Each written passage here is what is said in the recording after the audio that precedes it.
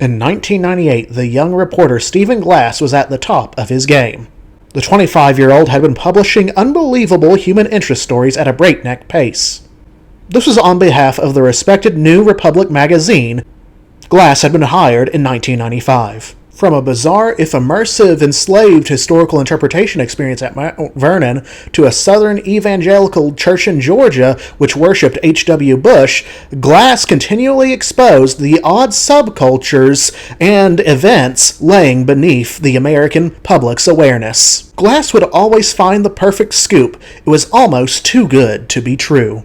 One of his recent stories, Hack Heaven, revealed a massive, countrywide, and organized group of computer hackers who operated in the open and advertised their services to companies to harm their competitors. Nevada law enforcement even had a radio PSA to discourage companies from hiring these mercenary/bounty hackers. The National Assembly of Hackers had even gathered in a convention center in Bethesda, Maryland. This was to organize lobbying efforts against state legislation that would hamper their dubious trade.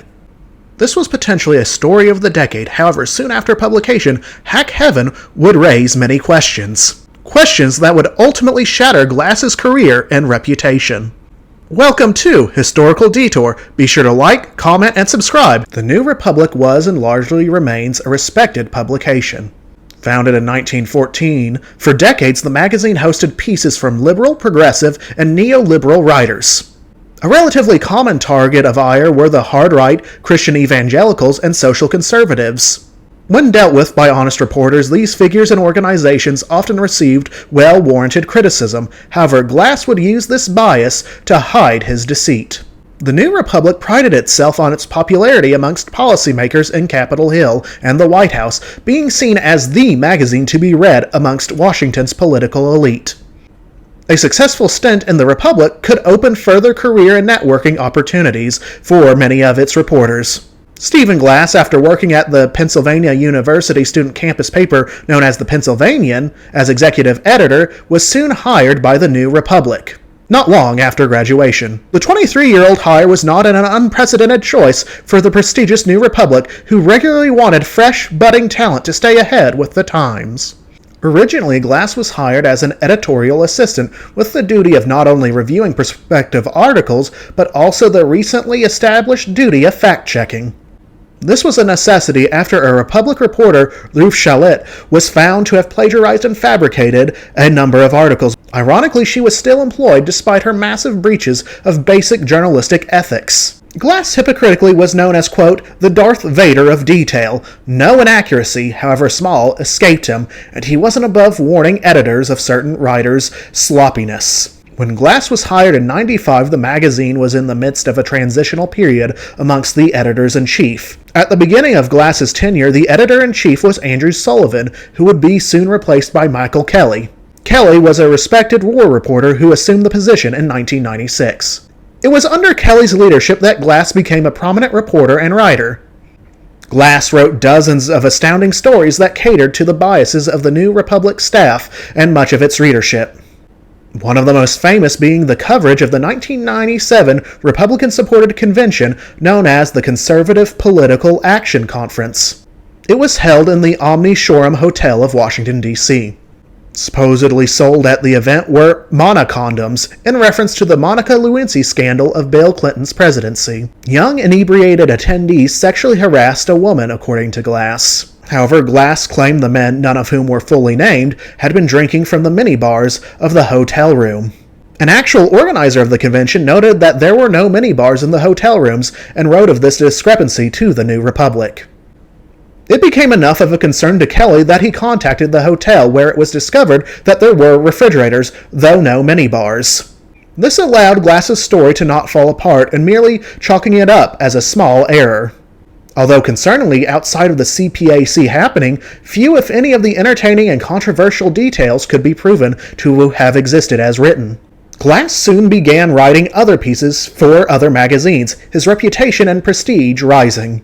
In 1997, after a year as head editor, Kelly would leave the magazine, being replaced by Charles Lane. Lane was significantly less enamored of the rising stardom of Stephen Glass. The pieces Glass was writing were improbable, with unverifiable details. When discussing these issues with Lane, Glass would give elusive answers to his concerns. He would claim to not want to divulge sources or admitted to small, largely irrelevant details being incorrect.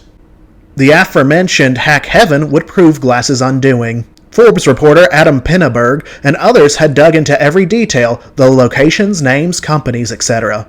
Glass in desperation faked as much evidence as he could. He provided fake notes for his research, crudely made websites and business cards, and Glass even had his brother pretend to be a representative from a fictional company. However, despite these connivances, Glass would soon be fired by an irate Lane in 1998 for the numerous fraudulent stories. Shortly before being fired, Glass, in a meeting with Lane to discuss allegations of Glass's fictions, stated, quote, "You know, Chuck, I just feel really attacked, and you're my editor, and you should be backing me up," end quote. The final nail would be the September 98 Vanity Fair expose written by Buzz Bissinger entitled, quote, "Shattered Glass," a key source for this video and one of the greatest eviscerations of a writing career ever penned. They even made a movie based on it starring Darth Vader. Over 24 of Glass's Republic articles were retracted, more than half of his total published stories for the magazine. While some were effectively found to be true, even many of these unretracted articles often had unverifiable elements, such as unidentified interviewees or minor details that could not be confirmed. The early articles of Glass most often were found to be the least fabricated. His comfortability to stretch the truth only grew as each article was printed with little scrutiny. This culminated in the essentially fiction Hack Heaven, whose ludicrous premise alone would attract outside attention. Years later, 2003 saw two pieces of media draw popular attention to the Glass scandal once again. Stephen himself wrote a fictitious narrative heavily based on the scandal in his debut and thus far only published novel, The Fabulist. It was published by Simon & Schuster. Glass was allegedly provided an advance fee worth hundreds of thousands of dollars, rewarding his misdeeds. Many reviewers found this novel to be self-pitying, vindictive, and not particularly well written. One reviewer, Andrew Hurst, even writes that, quote, "Mr. Glass is not much of a novelist. He has little talent for crafting a narrative or for placing his characters in complicated, dramatically rich situations. His protagonist, a character the author based closely on himself, I think I can safely assume, is an emotionally immature neurotic who sweats a lot when he's anxious, and veers off into tedious monologues about what he did and how sorry he is that he did it." End quote. The second piece of media, however, was a well-received film starring Hayden Christensen as Glass, adapting the Bissinger article, Shattered Glass. Many film reviewers believe this is Christensen's most well-performed role. In the years since this less-than-dignified chapter, Stephen has kept his head down from the scandal apart from the 2003 novel. Despite pursuing a career in the legal field, Glass could not be approved to practice law as an attorney in either New York or California. This was due to ethical concerns from the events of 1998. Glass, to many in journalism, had the makings of a future Pulitzer Prize winner. However, his desire for immediate fame led him to cut away the foundational pillar of all news writing, telling the truth. Stephen's story teaches that lies and fabrications can be believable if fact-checking is not rigorous, it plays into the worst assumptions or stereotypes of others, and if you tell lies confidently, many will believe you. Glass's actions in retrospect aren't so shocking in 2025. The digital age has even fewer safeguards against those who would deceive than mainstream journalism.